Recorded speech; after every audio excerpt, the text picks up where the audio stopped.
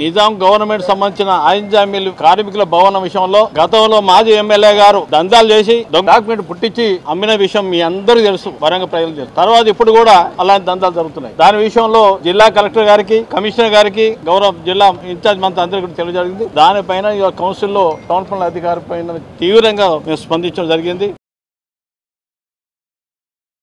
దాదాపు 33 కోట్లు 15 ఫైనాన్స్ నుంచి, అదే విధంగా 6 కోట్ల 60 లక్షలు స్టేట్ ఫైనాన్స్ నుంచి మంజూరు చేసిన నిధుల గురించి ఆమోదం జరిగింది. కౌన్సిల్ అంతా కూడా తీర్మానం చేయడం జరిగింది. గౌరవ ముఖ్యమంత్రి శ్రీ రేవంత్ రెడ్డి గారు 2019 నుంచి ఉన్నటువంటి పెండింగ్ స్టాంప్ డ్యూటీలు ఏదైతుందో 2019 నుంచి మనకు రాలేదు, వాటిని వరంగల్ కార్పొరేషన్ ని అభివృద్ధి చేయాలనే ఉద్దేశంతో రాష్ట్రంలో ఉన్న అన్ని మున్సిపాలిటీలు, కార్పొరేషన్లు అన్ని కూడా జీతభత్యాలు చెల్లించలేని పరిస్థితుల్లో, వాటికి ఇవ్వని పరిస్థితుల్లో ఉన్నదాన్ని దృష్టిలో పెట్టుకొని వారు వరంగల్ కార్పొరేషన్ కి 173 కోట్లని కేటాయించినందుకు కార్పొరేషన్ ద్వారా గౌరవ ముఖ్యమంత్రి శ్రీ రేవంత్ రెడ్డి గారికి హృదయపూర్వకంగా ధన్యవాదాలు తెలియజేసుకుంటూ తీర్మానం చేయడం జరిగింది. ఇక మిగిలిన విషయాలన్నీ కూడా ఏదైతే కార్పొరేషన్ లో జరుగుతున్నటువంటి పనుల గురించి ప్రతి ఒక్కరికి అవకాశం ఇచ్చినాం. గౌరవ శాసనసభ్యులు, అదే మంత్రివర్యులు వారు ఎక్కడైతే డివిజన్లలో పర్యటించి మేము అందరం కలిసి పర్యటిస్తున్నాము, పర్యటించిన సందర్భంలో మా పార్టీ గాని ప్రతిపక్ష పార్టీ గాని అని చూడకుండా ఆ సమస్యల్ని క్రోడీకరించి ఇచ్చే విధంగా, జనరల్ ఫండ్ ఇచ్చే విధంగా, మిగతా ఫండ్స్ ఇచ్చే విధంగా నిర్ణయాలు తీసుకుంటున్నాం. ఏకపక్షంగా కాకుండా రాజకీయాలకు అతీతంగా మాకు అందరూ అవసరమే, అందరికి కూడా అందరి ప్రజల సమస్యలు తీర్చడానికే కార్పొరేషన్ ఉంది కాబట్టి అందరికీ ఇవ్వడానికి సిద్ధంగా ఉన్నామని తెలియజేసుకుంటున్నాం.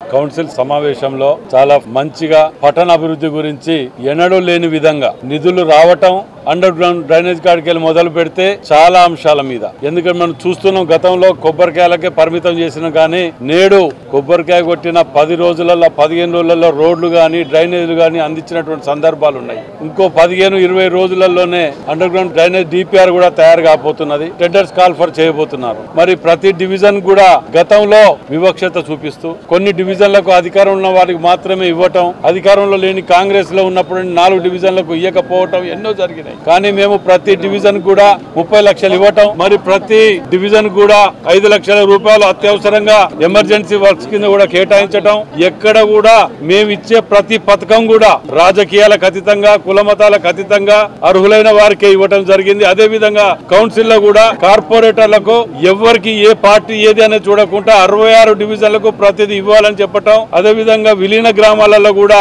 వారిది కూడా ఏ విధంగా చేయాలనే దాని మీద మంత్రి గారు కొండ సురేఖక్క గారు కూడా చెప్పడం జరిగింది.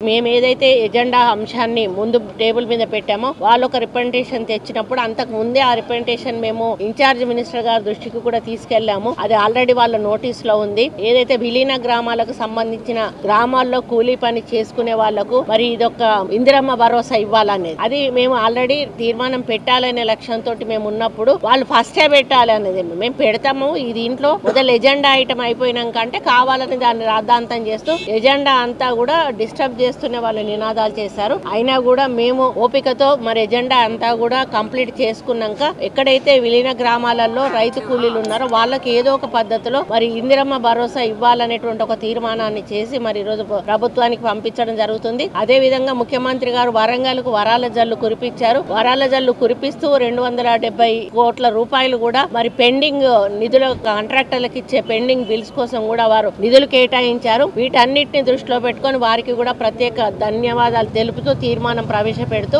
మరి పంపించడం జరిగింది. ఒక్కొక్క కార్పొరేటర్ ని కూడా నిలబెట్టి వాళ్ళ వాడకు సంబంధించిన సమస్యల మీద మేము వాళ్ళని మాట్లాడమండము, అధికారులు నోట్ చేయించుకొని మీరు ఫీల్డ్ మీదకి వెళ్లాల్సిందైతే ఫీల్డ్ మీదకి వెళ్ళండి, మీ దగ్గర ఉన్న సమస్య అయితే మీ దగ్గర పరిష్కరించండి అని చెప్పి వాళ్ళకి ఆదేశాలు ఇవ్వడం జరుగుతా ఉంది. అదే విధంగా ఫండ్ విషయానికి వచ్చినప్పుడు కార్పొరేటర్లకు అందరికీ కూడా సమానంగా చూడండి, మన పార్టీ వేరే పార్టీ అనేది పెట్టుకోదు. రేవంత్ రెడ్డి గారు పూర్తి డెడికేషన్ తోటి మరి నిరుపేదల జీవితాలు బాగుపడాలని సంక్షేమ అభివృద్ధి కార్యక్రమాలు తీసుకుపోతా ఉన్నారు. అవన్నీ కూడా ప్రజల్లోకి మేము ప్రజాప్రతినిధులుగా మేము మా కార్పొరేటర్లు మా నాయకులు కూడా ప్రజల్లోకి తీసుకెళ్లి తప్పకుండా మరి రాబోయే రోజుల్లో ఇంకా వరంగల్ నగరాన్ని అభివృద్ధి దిశలో నడిపిస్తామని తెలియజేసుకుంటూ మరి అందరికీ ధన్యవాదాలు తెలుపుకుంటూ సెలవు తీసుకుంటాం.